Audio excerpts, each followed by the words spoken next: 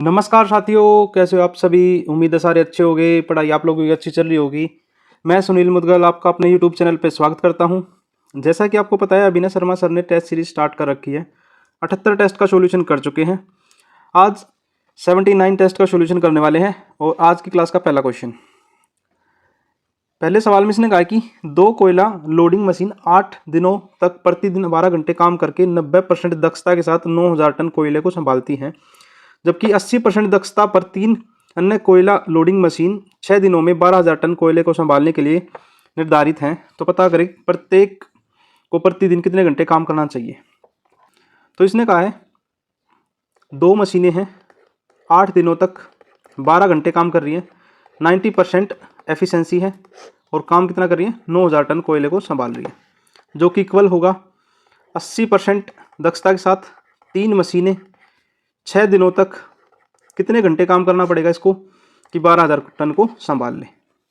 तो नीचे की 2 जीरो से ये 2 जीरो काट दी, 90 से 90 कटेगा, परसेंटेज से परसेंटेज कट जाएगा और 6 से कितनी बार कटेगा, 2 बार, 2 से 4 बार और 4 तिये 12, 12 कट जाएगा। एच कितना आने वाला है, तो 8 गुना 2 ये आ जाएगा 16 घंटे। और वही हमारे सवाल का आंसर ऑप्शन नंबर बी ठीक रहेगा यहाँ पे। यदि ये सॉल्यूशन पसंद आए तो इस वीडियो को लाइक और चैनल को सब्सक्राइब जरूर करें, साथ साथ में शेयर भी कर दें। जिन बच्चों के पास सॉल्यूशन नहीं पहुंच रहे वहां तक भी सॉल्यूशन पहुंचा दो। क्वेश्चन नंबर 2 जो हमारा ट्रिग्नोमेट्री का है।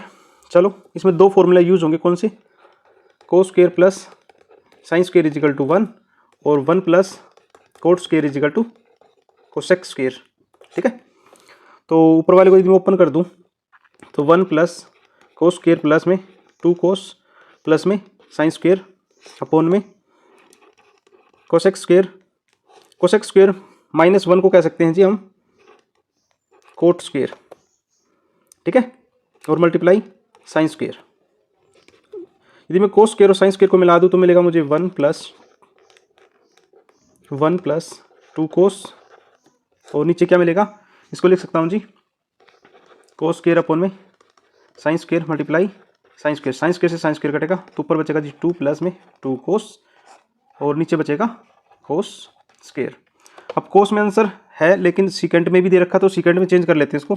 यदि मैं 2 को कॉमन ले लूँ तो अंदर बचेगा 1 प्लस कोस और कोस को यदि ऊपर लेके जाऊँ तो ये बन जाएगा सीकेंट स्क्वायर।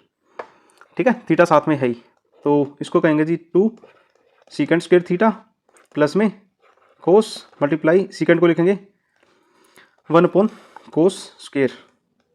तो पावर से रूट कटेगा, एक बार कट जाएगा, ये पावर से एक कोस कट जाएगा।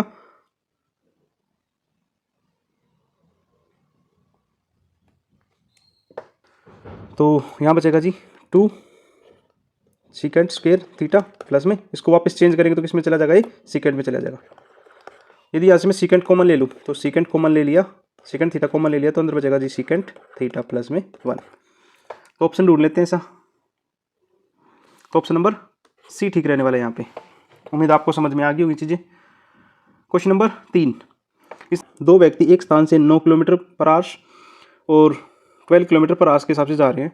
यदि यात्रा को पूरा करने के लिए पहला व्यक्ति दूसरे से 20 मिनट अधिक लेता है, मतलब डिस्टेंस सेम चल रहा है, तो डिस्टेंस सेम है तो स्पीड टाइम के रिवर्स होगा।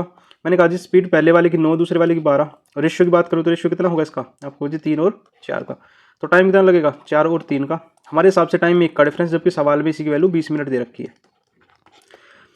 तो 3 की वैल्यू 60 मिनट होगी, या इसको कह सकता हूँ 1 घंटा लगेगा। अब डिस्टेंस पता करना है तो डिस्टेंस में नीचे वाली डाटा से निकाल रहा हूँ, तो 12 किलोमीटर और 1 घंटे में, तो 12 की स्पीड से 12 किलोमीटर डिस्टेंस कवर कर लेगा। ऑप्शन नंबर डी ठीक है। 3 क्वेश्चन हो चुके हैं। क्वेश्चन नंबर 4, क्वेश्चन नंबर 4 में कहा एक निश्चित काम को पूरा करने के लिए ए और बी बारी बारी एक एक दिन काम करते हैं। यदि बी पहले दिन काम शुरू करे और ए अकेला 48 दिनों में काम पूरा कर सकता है, अगर वह 11 से 1/3 दिनों में पूरा करते हैं तो बी अकेले उस काम के 4 गुना को कितने दिनों में करेगा। चलो कर लेते हैं इसको। पहले बी से काम स्टार्ट करवा दें, आप कहोगे जी ठीक है। तो मैंने कहा पहले बी काम करेगा, फिर ए करेगा, फिर बी करेगा, फिर ए करेगा, फिर बी करेगा, फिर ए करेगा, फिर बी करेगा, फिर ए करेगा, बी करेगा, फिर ए करेगा, फिर बी करेगा प्लस ए करेगा। ये मैंने इतना क्यों बनाया, क्योंकि यदि मैंने मान लिया यदि 12 दिन होते, मतलब 10 दिन तो इन्होंने पूरा काम किया है, तो 1 2 3 4 5 6 7 8 9 10 11 और 12, मतलब कि पहले तो उन्होंने 11 दिन तो कंप्लीट काम किया और 12वें दिन क्या है 1/3 काम किया है। इसका मतलब बी काम स्टार्ट करेगा तो बी पहले काम करेगा तो मैक्सिमम काम बी कर सकता है, तो बी कितनी बार करेगा 1 2 3 4 5 और 6, मतलब जी बी काम करेगा तो 6 दिन कौन काम करेगा, बी काम करेगा। तो एक दिन काम करेगा जी, ए बचा हुआ काम करेगा। तो यदि मैं ए की बात करूं तो ए क्या होगा जी, यदि टोटल में से यदि बी का काम घटा दूं तो टोटल कितने दिन लग रहे थे जी, टोटल लग रहे थे 34/3 दिन। यदि बी का घटा दूं तो मुझे मिलेंगे 16/3 दिन। ये किसके मिलेंगे, ए के मिलेंगे। ठीक है, तो इसने कहा कि ए अकेले 48 दिनों में कर सकता है जी। मैं तो कह रहा हूं जी 48 दिन में एक काम हो रहा है, तो एक दिन में कितना काम होगा, आप कहोगे जी एक दिन में 1/48, और मुझे निकालना जी 16/3 दिन में, तो 1/48 गुना में 16/3, 16 3 48, तो ए कितना काम करेगा जी 1/9 करेगा। ए 1/9 करने वाला है तो बी कितना करेगा,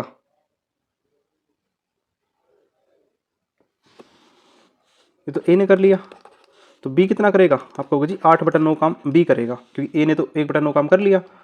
तो 8/9 काम कितने दिन में करेगा, ये 6 दिन में करेगा। ठीक है,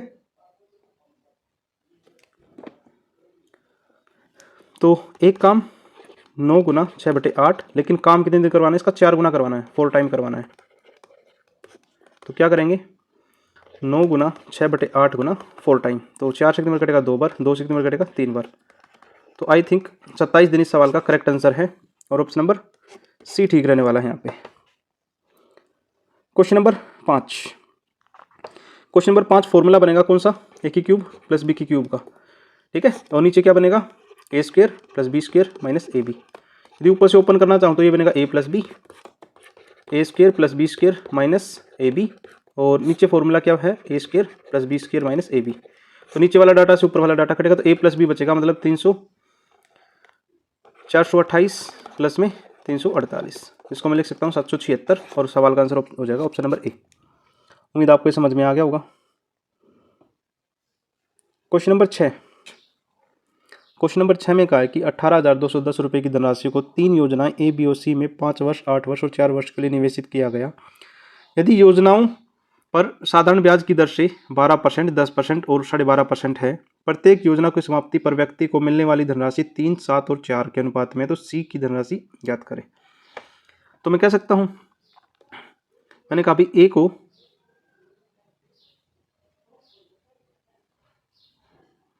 यदि ए के बारे में बात करें, बी के बारे में बात करें और सी के बारे में बात करें, मैं मान लेता हूं भाई ये भी 100 रहा होगा, ये भी 100 रहा होगा और ये भी 100 रहा होगा, प्रिंसिपल नहीं पता। तो अमाउंट की मैं बात करूं ए के, तो कह सकता हूं जी अमाउंट की बात करते हैं तो 12 गुना 5% के हिसाब से ब्याज मिला होगा, तो टोटल कितना पैसा मिलेगा जी 160 पैसा मिलेगा। यहाँ से ब्याज की मैं बात करूँ तो 10 के हिसाब से 8 साल में 80 ब्याज मिलेगा, तो टोटल 180 हो जाएगा अमाउंट। ठीक है, और सी के बारे में बात करूँ तो मैं यहाँ से 12.5% के हिसाब से 4 साल, तो कितना मिलेगा पैसा यहाँ पर, ये मिल जाएगा 150। ठीक है, अब इसके अनुपात का रेशियो दे रखा 3:7:4, तो मैं कह सकता हूँ जी जो कि इक्वल होगा 3:7:4 का। ठीक है, तो ए की वैल्यू निकालनी तो कह सकता हूँ जी 3/160 होगा, बी की वैल्यू निकालनी तो 7/180 होगा, और सी की वैल्यू निकालनी तो 4/150 होगा। तो नीचे 0 से 0 काट देते हैं, कोई फर्क पड़ेगा नहीं। अब ऐसी वैल्यू जो तीनों से कटती हो तो क्या करें, एलसीएम नीचे का रेशियो हटाना है, तो एक ऐसी संख्या एलसीएम ले लेते हैं किसकी, 16, 18 और 15 का, 720 से मल्टीप्लाई कर दें। जब 720 से मल्टीप्लाई करें a is equal to 3/16 multiply 720, b is equal to 7/18 multiply 720, और सी की वैल्यू निकालनी है तो 4/15 गुना 720। तो 16 से कितनी बार कटेगा, 16 से कटेगा 45 बार, 18 से कटेगा 40 बार, और 15 से कटेगा 15 चौके 60 और 15 8 120। तो ए की वैल्यू, बी की वैल्यू और सी की वैल्यू कितनी रहने वाली है, आपका होगी 135 और 280, इसकी वैल्यू हो जाएगी 192। तीनों का अमाउंट मिलाकर 607 है। यदि मैं तीनों को ऐड करूं, जबकि सवाल में इसी की वैल्यू दे रखी है कितनी, 18,210 रुपये की धनराशि। इसकी वैल्यू दे रखी है 18,210, ये अपने आप का 30 टाइम है। और सी की वैल्यू पूछिए, इसका भी 30 टाइम निकाल लेते हैं। 0, 6, 19, 57, तो 5,760 ऑप्शन नंबर बी ठीक रहने वाला है यहाँ पे। उम्मीद आपका भी आंसर सही रहा होगा। आज का टेस्ट थोड़ा सा मुश्किल है, कंपैरिजन यदि औरों की बात करें तो थोड़ा ध्यान से करना, और क्वेश्चन कई इसमें मिस्टेक भी है तो वो मैं मिस्टेक बता दूंगा। क्वेश्चन नंबर 7 में कहा कि दो वस्तुओं का क्रय मूल्य समान है यदि वस्तु ए को 24% की हानि पर बेचा जाए और बी को ए के विक्रय मूल्य से 270 रुपये अधिक में बेचा जाए तो दोनों पर बेचने पर 12% का लाभ होता है। तो मैंने कहा भाई ए और बी के बारे में बात करते हैं। तो सीपी को मान लेते हैं बराबर है तो 100x टोटल मिलाकर 200x में क्या करेंगे, खरीदेंगे। एसपी की बात करें तो इसका 24% लॉस का मतलब 76x में बेचेगा। और इसके एसपी की बात करें तो इससे कितना ज़्यादा है, आपको जी इसका 76x तो है ही है, प्लस 270 भी एक्स्ट्रा है। तो टोटल एसपी कितना हो जाएगा, मैं कहूँगा जी 152x प्लस में 270, ये टोटल एसपी हो गया टोटल। जबकि ये कह रहा है कि प्रॉफिट के साथ बेचे इसको तो 12% का प्रॉफिट हो रहा है, तो 12% इसका निकाल देते हैं। तो 12% क्या होगा इसका, ये टोटल मिलाकर हो जाएगा 224x। तो यदि मैं बात करूँ तो 72x की वैल्यू 270 हो जाएगी।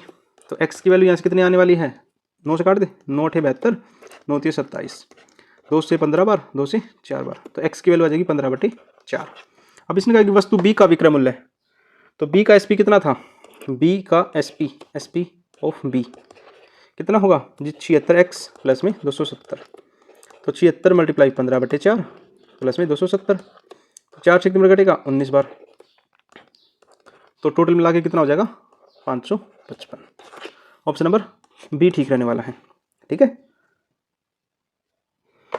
क्वेश्चन नंबर 8 में इसने कहा है जब किसी भिन्न के अंश में 25% जोड़ दिया जाए, या क्वेश्चन नंबर 8 में कहा है जब किसी भिन्न के अंश में 25% की वृद्धि की जाती है और हर में 31 से 1/4% की वृद्धि की जाती है तो भिन्न नहीं लिखना है किस, तो भिन्न आएगी यहाँ पर क्या आ जाएगी, जो कि सवाल एरर है, तो यहाँ लिख दो 5/14।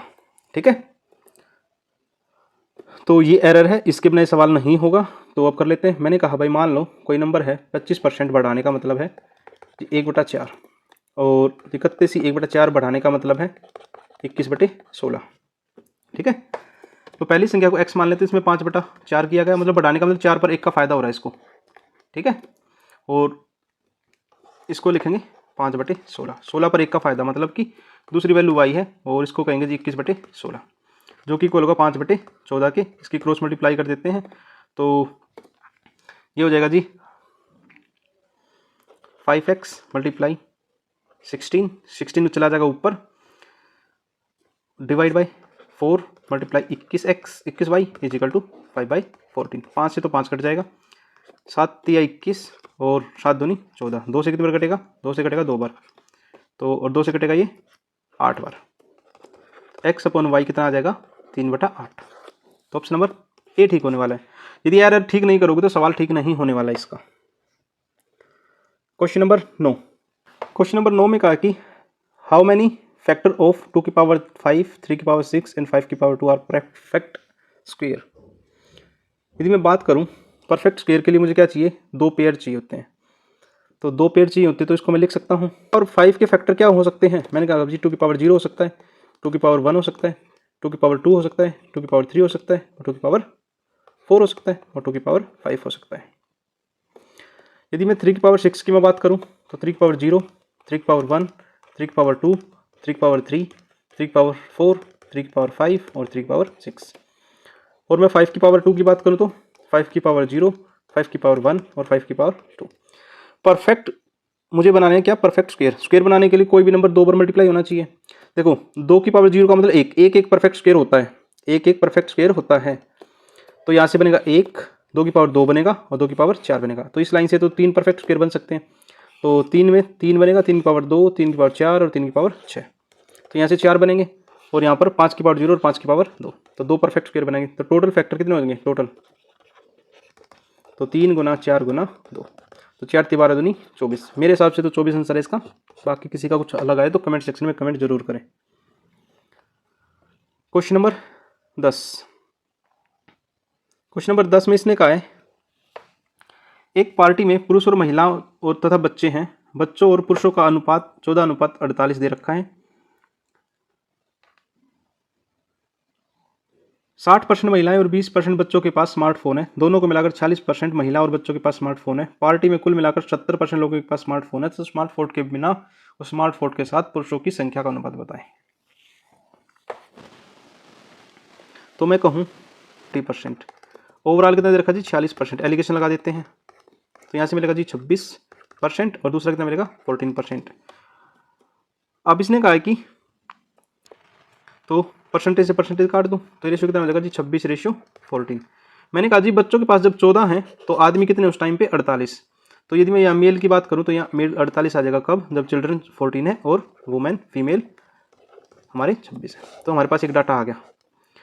अब मैं कह सकता हूँ यदि हमारे पास टोटल मिलाकर कितने हैं 88 हैं। अब इसको पॉइंट ऑफ ना लेके जाना तो क्या करो साथ में जीरो लगा दो, कोई फर्क नहीं पड़ने वाला। तो 140 हो जाएगा, 260 हो जाएगा, 480 हो जाएगा और इस में 880 हो जाएगा। टोटल के पास 70% के पास स्मार्टफोन है तो इसका मैं 70% निकाल लूँ तो 70% कितना हो जाएगा 616 हो जाएगा। अब 61.6 होना चाहिए था लेकिन मैंने जीरो लगाने की वजह से पॉइंट में नहीं गया। और यदि फीमेल की मैं बात करूँ तो फीमेल के पास कितना जी 60% है तो इसका 60% निकालेंगे तो 156 महिलाओं के पास फ़ोन होना चाहिए। यदि मैं चिल्ड्रन की बात करूँ तो 20% चिल्ड्रन के पास तो ये 28 हो जाएगा आपको जी हाँ। यदि मैं 616 में से 156 और 28 में माइनस कर दूं तो क्या होगा, जो बचेंगे वो क्या बचेंगे मेल बचेंगे। तो कितना होगा जी 616 माइनस 156 प्लस में 28 तो ये बचेगा जी 432। मतलब 432 आदमी हैं जिनके पास स्मार्टफोन है और स्मार्टफोन के बिना कितने हैं 48। तो स्मार्टफोन के बिना यदि इसमें से ऐसे कह सकता हूँ नोट है फोन तो इसको मैं कह सकता हूँ 480 में से यदि 432 घटा दूँ तो 48 ऐसे हैं जिसके पास स्मार्टफोन है और स्मार्टफोन के बिना यदि मैं बात करूँ तो कितने हैं 432। तो दोनों का रेशियो निकाल दो तो रेशियो कितना निकलेगा 1:9। यदि टोटल की बात करते तो मैं 480 ऐसे व्यक्ति हैं और जिसके पास स्मार्टफोन है वो 48 है, जिसके पास नहीं है वो 432 है। मेरे हिसाब से तो ये 1:9 आ चुका है और आप अपना बता देना। क्वेश्चन नंबर 11 में इसने कहा है एक समकोण प्रिज्म का आधार 5 सेंटीमीटर भुजा वाले एक नियमित षटभुज है जिसकी ऊंचाई दे रखी है। तो वॉल्यूम निकालना। तो वॉल्यूम क्या होगा, तो वॉल्यूम होगा जी 6√3/4 a² प्लस में मल्टीप्लाई हाइट। ये हो जाएगा जी 6√3/4 और 5 × 5 × 12√3। ठीक है, 4 से तो कितनी बार कटेगा 3 टाइम और 25 से 75 गुना 6 ये हो जाएगा कितना 450 और गुना में √3 गुना √3 3। तो 1350 सवाल का करेक्ट आंसर रहने वाला है ऑप्शन नंबर सी ठीक हो जाएगा। क्वेश्चन नंबर 12 में कई दो वृत्तों की त्रिज्याएं 8 और 15 है। यदि उस वृत्त की परिधि ज्ञात कीजिए जिसका क्षेत्रफल दोनों वृत्तों के क्षेत्रफल के योग के बराबर है। तो मैं कह सकता हूं πr² जो होता है वो हमारा क्या होगा एरिया होता है। और पेरीमीटर की मैं बात करूं तो पेरीमीटर होता है 2πr। चलो निकाल देते हैं।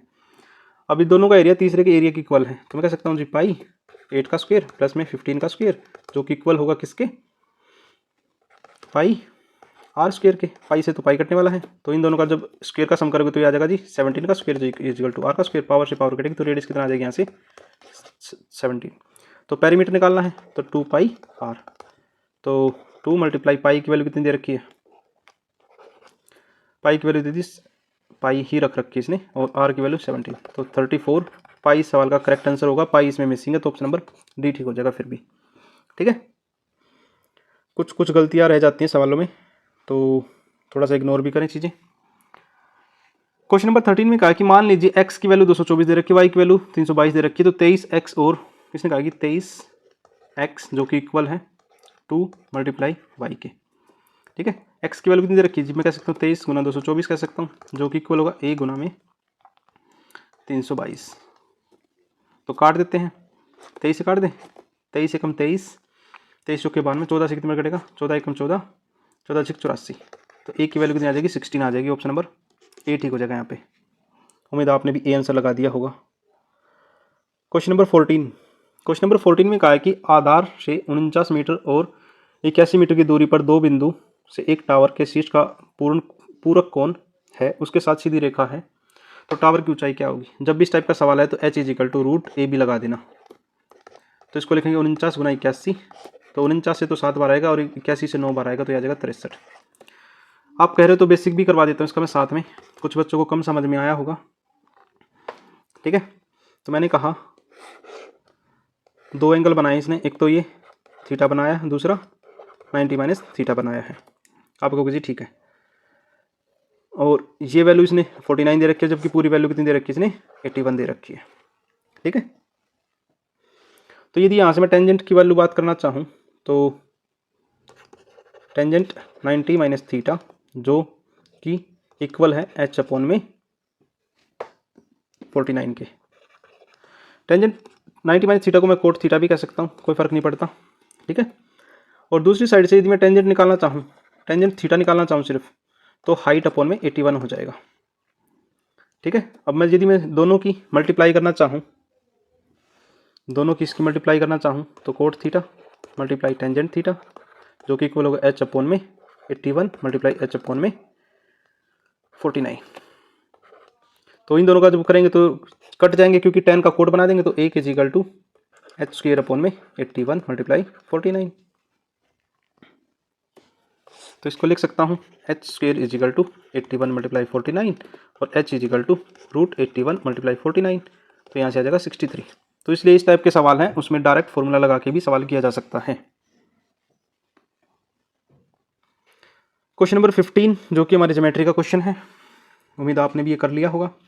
इसने कहा कि ABC दे रखा है, एक ट्राइंगल है।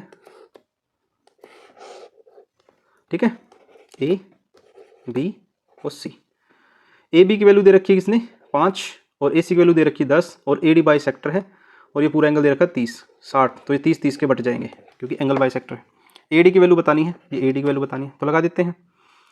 कौन सा फॉर्मूला लगाएं इसमें हम है ना AD का भी फॉर्मूला लगा सकते हैं डायरेक्ट, और इसमें और ये फॉर्मूला भी लगा सकते हैं 1/2 XY साइन थीटा, ये भी लगा सकते हैं, जहाँ से AD मिल जाएगी हमें, क्योंकि क्या करेंगे टोटल का एरिया दोनों पार्ट्स के एरिया के इक्वल रख देंगे। और डायरेक्ट AD का भी फॉर्मूला लगा देता हूँ मैं यहाँ, इसको लिखेंगे 2 multiply AB multiply AC multiply कोस A/2 अपॉन में AB प्लस AC।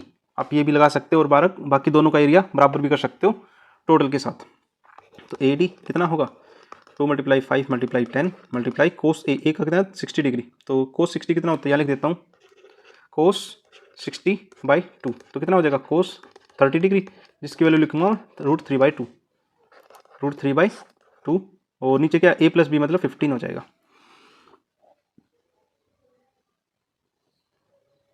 तो काट देते, 5 से कितनी बार कटेगा 3 बार और 2 से 2 बार, तो 10√3/3। ऐसा है तो ठीक है, वरना इसका रैशनलाइज कर दो, ये आ जाएगा 10/√3।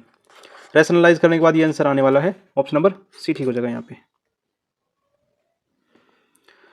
यदि ये वीडियो पसंद आए तो वीडियो को लाइक और चैनल को सब्सक्राइब जरूर करें, साथ साथ में शेयर भी कर दें, जिन बच्चों के पास ये सॉल्यूशन नहीं पहुंच रहे वहां तक भी सॉल्यूशन पहुंचा दो। क्वेश्चन नंबर 16 में इसने कहा है एक निश्चित राशि को 2 भागों में 7 वर्ष और 10 वर्षों के लिए 16/2/3% की साधारण ब्याज पर निवेशित किया गया। तो मैं कह सकता हूँ जी P1 कोई धन है जो कि 1 + R/100 की पावर 7 साल के लिए जाएगा, कोई P2 धन है जो 1 + R/100 की पावर 10 साल के लिए जाएगा, और R हमें कितना दे रखा है, रेट हमें दे रखा है 16 2/3%, जिसको मैं लिख सकता हूँ 1/6। यदि मैं P2 को यदि P1 से डिवाइड कर दूँ तो कह सकता हूँ P2 अपॉन में P1 जो कि इक्वल होगा 1 + R/100 1 + R/100, नीचे तो 7 है ऊपर 10 है। यदि बेस सेम हो तो पावर माइनस हो जाती है डिवाइड में, तो इसको लिख सकता हूँ 1 + R/100 की पावर 3 आ जाएगा। तो P2 अपॉन में P1 जो कि इक्वल होगा R कितना है जी, R है जी 1/6, तो इसको लिखेंगे 1 + 1/6 की पावर 3, तो ये जगह 7/3 की पावर 3, तो ये जगह 343 अपॉन में 216। हम इन दोनों का डिफरेंस दे रखा है 127, 127 की वैल्यू सवाल में कितनी दे रखी है 2540।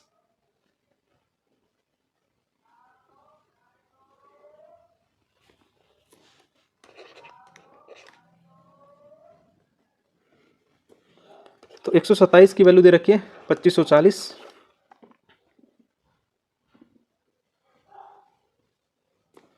तो 1 यूनिट की वैल्यू कितनी आ जाएगी 27 दूनी 54, मतलब कि 20 पर जाएगा, और मुझे निकालनी है किसकी वैल्यू कुल निवेशित, तो कुल निवेश कितना है, मैं कहूँगा जी 5, 5 और 9, तो 5, 5, 9 की वैल्यू निकालनी है, तो ये आ जाएगा 0, 18, 5 दूनी 10, 11, तो 11,180 सवाल का ठीक आंसर रहने वाला है। उम्मीद आपने भी यही आंसर निकाल दिया होगा।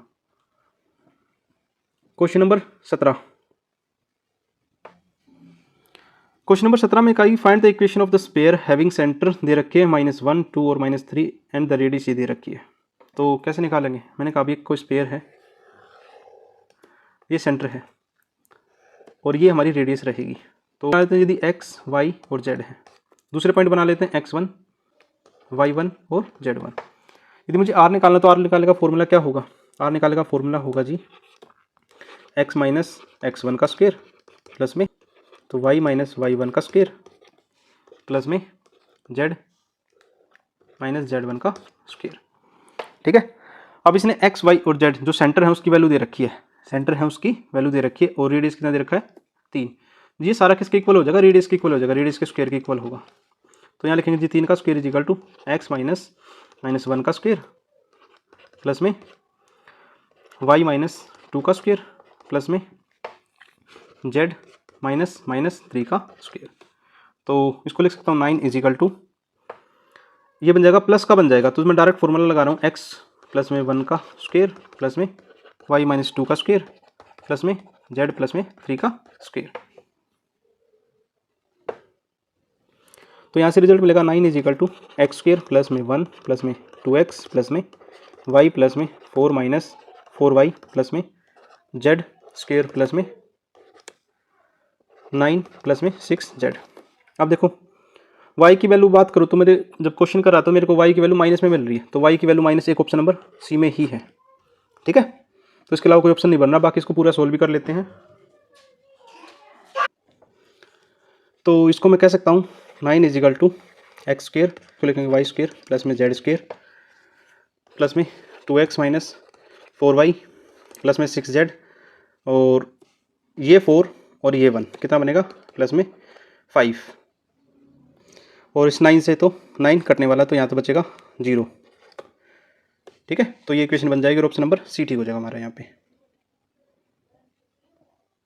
क्वेश्चन नंबर नेक्स्ट 18 में जो कि हमारा अलजेब्रा का सवाल है, इसने कहा कि x square plus 1/x square is equal to 6 और हमसे ये पूछ लिया x की पावर 4 और माइनस एक्स की पावर 4। तो इसको लिख सकता हूँ x square plus 1/x square और x square minus 1/x square लिख सकता हूँ। तो प्लस वाले की वैल्यू हमें 6 दे रखी है, जो भी आंसर होगा 6 का मल्टीपल होगा। ठीक है, तो यहाँ से जो आएगी तो इसको लिख सकता हूँ स्क्वायर क्या होगा, यदि x square minus 1/x square होगा वो क्या होगा प्लस माइनस 36 माइनस 4, तो यह जगह x square minus 1/x square is equal to 32 होगा प्लस माइनस जो कि इक्वल होगा 4√2 के। अब मैंने प्लस माइनस क्यों लगाया है, क्योंकि एक बात नोटिस करने की यहाँ पे देखो, इसने कहा है कि जो x है वो 1 से छोटा है, तो 1 से छोटा तो कभी भी पॉजिटिव नहीं हो सकता, पॉजिटिव नहीं हो सकता तो पॉजिटिव वाले आंसर काट दो, कोई फर्क नहीं पड़ने वाला। ठीक है, तो यहाँ 2 वैल्यू पॉसिबल हो सकती हैं, तो मेरे हिसाब से तो ये फिर ये नेगेटिव आएगा, नेगेटिव आएगा तो -4√2 और ये आ जाएगा माइनस का 24√2। प्लस वाला भी आ सकता था लेकिन इसने कंडीशन दे रखी है तो माइनस वाला ही आंसर होगा, तो उम्मीद आपने भी ऐसा ही कुछ सोचा होगा। क्वेश्चन नंबर 19 में कहा है कि 10:13 दे रखा है ए और बी की वर्तमान आयु का अनुपात 10 साल पहले ए की आयु और 10 साल बाद बी की आयु का अनुपात 8:15 है, तो ये 8:15 है। फिर ए की आयु के 10 वर्ष और बी की आयु के 10 वर्ष पहले, तो मतलब कि अब इंग्लिश में इसने हैंस दे रखा है इसने और हिंदी में इसने पहले दे रखा है, तो इस बात का थोड़ा सा ध्यान रखें। क्या करें, हिंदी के वजह से कर लेते हैं सवाल को। ठीक है, हिंदी के वजह से इसका आंसर आ जाएगा। तो मैं इसको कहूँ 10x माइनस 10, क्योंकि पहली लाइन का 10 साल पहले 10 साल बाद, तो 10x और ये हो जाएगा 13x प्लस में 10 जो कि इक्वल होगा 8/15। तो ए की और बी की बात है, तो इसको लिखेंगे 150x माइनस 150 जो कि इक्वल होगा 104x प्लस में 80। तो यहाँ से मिलेगा जी 46x जो कि इक्वल होगा 230 के, और x की वैल्यू यहाँ से आने वाली 5। तो x की 5 होगी तो a और b की आयु कितनी हो जाएगी, ये 10x था और ये 13x था, तो इसकी वैल्यू तो कितनी हो जाएगी 50 और इसकी वैल्यू हो जाएगी 65। यदि इसमें पहले की बात करें तो 10 माइनस कर दें तो कितना हो जाएगा जी 8 हो जाएगा, और यहाँ से 10 माइनस कर दें तो कितना हो जाएगा 55। तो यहाँ तो हो जाएगा 40 और यहाँ हो जाएगा 55 और काटेंगे तो 5 से 8 बार और 5 से 11 बार। तो हिंदी के हिसाब से आंसर आ जाएगा 8:11। ठीक है, उम्मीद आपका भी ये आंसर आया होगा। चलो चलते हैं आगे। Question number 20। क्वेश्चन नंबर 20 में इसने कहा है 2a कोर वाले घन को काटकर एक शंकु इस तरह बनाया गया कि उसके आधार ही तल है और इस प्रकार बने शंकु का अधिकतम वक्र पृष्ठीय क्षेत्रफल क्या होगा। तो इसने शंकु काट लिया इसमें से। यदि मैं शंकु काटना चाहूँ, इसका आधार ही इसका वो है, तो ये आधार बना जी। ठीक है, तो जो घन की भुजा होगी, साइड होगी किसकी, क्यूब की, वो कितनी होगी 2a। तो मैं कह सकता हूँ कोन का डायमीटर क्या हो जाएगा 2a और r कितनी हो जाएगी यहाँ से a हो जाएगी। ठीक है, तो मुझे निकालना कर्ड सरफेस एरिया मतलब पाई r l निकालना है। तो ये जो आधा होगा ये हमारा क्या हो जाएगा, आप कहोगे जी ये हो जाएगा a। ठीक है, जो ये l होगी, ये l जो कि इक्वल होगी इसके डायगोनल के, जिसकी वैल्यू होगी √3a। ठीक है, तो लगा सकते हैं पाई a मल्टीप्लाई रूट, तो इसका आंसर क्या हो जाएगा √3a पाई। इस सवाल का करेक्ट आंसर हो जाएगा पाई a स्क्वायर हो जाएगा, a स्क्वायर हो जाएगा। तो ऑप्शन नंबर डी ठीक रहने वाला है इसका answer. Question number 21। Question number 21 में इसने कहा है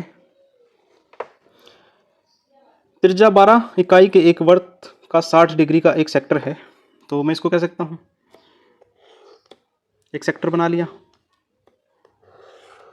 ठीक है, इसके अंदर एक वर्ग बनाया गया, तो इसके अंदर एक वर्ग बना लेते हैं। ये वर्ग बना लिया। तो दो कोनों के चाप पर होते हैं, क्षेत्रफल बताना है। तो इसको देखो दो तरीके से कर सकते हो। एक तरीका मैं अभी बता देता हूँ और एक के लिए यदि आपको सीखना हो तो कमेंट सेक्शन में कमेंट जरूर करें, जो कि हमारा कोसाइन रूल से लग जाएगा, क्योंकि कोसाइन रूल से हम लेंथ निकाल सकते हैं, लेंथ निकालने के बाद एरिया निकाल सकते हैं। तो मैं कहूँ जी, जो ऊपर ये ट्रायंगल बनेगा, ऊपर वाला ट्रायंगल, ये वाला तो इसकी चोटी पे ट्रायंगल बनेगा, ये 60 डिग्री दिया है। 60 डिग्री दिया तो साइड बराबर होंगी, सारी साइडें बराबर होंगी। यदि हमें रेडियस 12 दे रखी है, पूरी 12 दे रखी है। ठीक है, यदि मैं ट्रायंगल की ये सिर्फ ए मानूँ तो ये भी पूरा क्या हो जाएगी, ए हो जाएगी। तो ये क्या हो जाएगी, आधी की बात करूँ a/2 और a/2। तो यदि मैं इसकी हाइट की बात करूँ तो हाइट क्या रहने वाली है, हाइट रहेगी जी √3/2a। तो मैं क्या कर रहा हूँ, यहाँ से एक सिर्फ इतना ट्रायंगल निकाल रहा हूँ, ये वाला नाम रख देते हैं ए ओ, ये इस पर यहाँ पर वो करेगा तो बी। तो मैंने ट्रायंगल निकाल लिया, एक ए ओ बी। ए ओ की लेंथ कितनी होगी, ए ओ की लेंथ की मैं बात करूँ तो ये हो जाएगी। तो यदि मैं ए बी की लेंथ की बात करूँ तो ए बी की लेंथ कितनी होगी, मैं कहूँ जी ए तो थी प्लस में √3/2a भी हो जाएगी। यदि मैं ए से ओ तक की बात करूँ, तो ये तो देखो आप कहोगे जी ये तो इसकी रेडियस ही है, ये क्या है, इसकी रेडियस ही है, 12 ही हो जाएगी, क्योंकि ये किस पे सेंटर से लेके आ रही है और सर्कल के टचिंग पॉइंट तक जा रही है। और तीसरी लाइन क्या होगी, ओ बी क्या हो जाएगी, a/2 हो जाएगी। अब क्या करो, इन दोनों को, तीनों को इक्वल कर दो। क्यों, राइट एंगल ट्रायंगल बना रहे हैं ये, क्योंकि इसमें मैंने परपेंडिकुलर डाल दिया है। तो कह सकता हूँ जी 12 का स्क्वायर जो कि इक्वल होगा a + √3a का √3/2a का होल स्क्वायर प्लस में a/2 का होल स्क्वायर। तो उसको लिख सकता हूँ 144 जो कि इक्वल होगा a² प्लस में 3a² / 4 प्लस में 2a × √3a/2 प्लस में a² / 4। तो 2 से 2 कटने वाला है। यदि मैं इन दोनों को जोड़ना चाहूँ तो मेरे पास मिलेगा जी 144 = a² प्लस में √3a² प्लस में 4a² / 4। 4 से 4 कटने वाला है, तो ये रिजल्ट मिलेगा 2a² प्लस में √3a²। यदि मैं a² कॉमन ले लूँ तो यहाँ बचेगा जी 2 प्लस में √3 जो कि इक्वल है 144 के।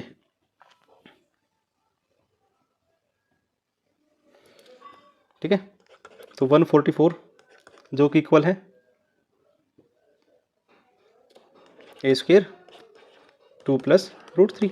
तो इसकी वैल्यू यहाँ पर लिखना चाहूँ तो लिख सकता हूँ a² = 144/2 प्लस √3 और रेशनलाइज करेंगे तो 2 - √3 और 2 माइनस रूट 3। तो ए स्क्वायर कितना आ जाएगा जी 144 अपॉन में, तो अपॉन में तो 1 आ जाएगा, ऊपर आ जाएगा 2 माइनस रूट 3। और सवाल का आंसर हो जाएगा ऑप्शन नंबर ए ठीक रहने वाला है यहाँ पे। उम्मीद आपने भी ये आंसर निकाला होगा, बाकी इसको कोसाइन रूल से भी निकाल सकते हैं। क्वेश्चन नंबर 22, एक समूह में छात्रों की निश्चित संख्या का औसत 72 किलोग्राम है। अगर 10 छात्र औसत जिनका वजन 78 किलोग्राम छोड़कर चले जाते हैं और 4 छात्र 80 किलोग्राम के आ जाते हैं तो नया शामिल होते हैं, तो छात्रों का औसत वजन 0.7 किलोग्राम कम हो जाता है। तो छात्रों का औसत वजन, छात्रों की संख्या बतानी है, तो मैं कह सकता हूँ इसको जी, पहले मान लें तो एक्स थे तो 72 एक्स रहेगा, माइनस 10 छात्र गए हैं 78 किलो के, प्लस में 4 छात्र हैं 80 किलो के, जो कि इक्वल होगा जी 10 माइनस करेंगे और 4 जोड़ देंगे, तो औसत वजन पॉइंट कितना हो गया 0.7 कम हो गया, तो ये 71.3 बचेगा। तो कह सकता हूँ जी 72 एक्स माइनस 71.3 एक्स, जो कि इक्वल होगा, मैं डायरेक्ट कर रहा हूँ, तो 460 माइनस 427.8, तो 0.7 एक्स जो कि इक्वल होगा 32.2 के। जब इसको इससे काटेंगे तो एक्स की वैल्यू आ जाएगी 46, और वही हमारे सवाल का आंसर ऑप्शन नंबर बी ठीक रहने वाला है यहाँ पे। उम्मीद आपने भी बी आंसर लगाया होगा इसका। Question number 23,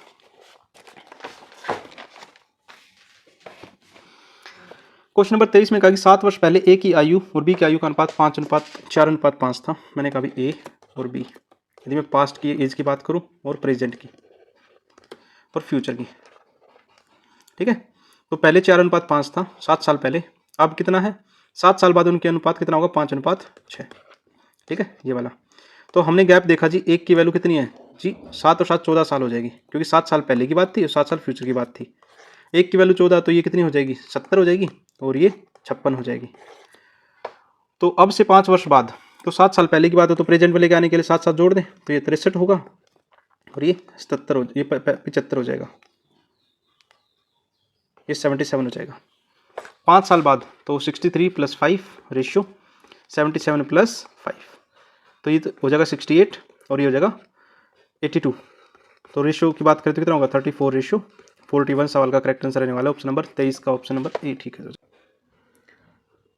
question number 24, question number 24 में कहा है कि इंग्लिश में पढ़ते हैं, segment Q R is the length of R of is a tangent Q at a circle of radius r√3 centre P.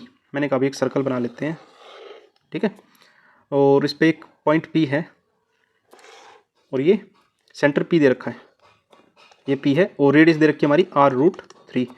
यदि मैं इसको इससे मिलाना चाहूँ, मिला दिया जी, तो ये क्या है क्यू आर की वैल्यू इसने आर दे रखी है इंग्लिश में, हिंदी में तो आई दे रखी है, इंग्लिश में भी हिंदी में भी आर कर लो इसको, ठीक है। तो मैंने कहा जब ये √3 होता है तो और ये 1 हो, तो ये कितना एंगल होगा जी 60 डिग्री होगा, ये परपेंडिकुलर होगा, तो जो सेंटर पर कितने डिग्री का एंगल बनेगा जी 30 डिग्री का। इसने कहा कि पी क्यू आर के उस हिस्से का क्षेत्रफल का ज्ञात जो वृत्ताकार से बाहर है, तो इसका एरिया ज्ञात करना, इसका एरिया ज्ञात करना, तो क्या करें, तो मैं क्या करता हूँ, मुझे सैडेड रीजन का एरिया चाहिए,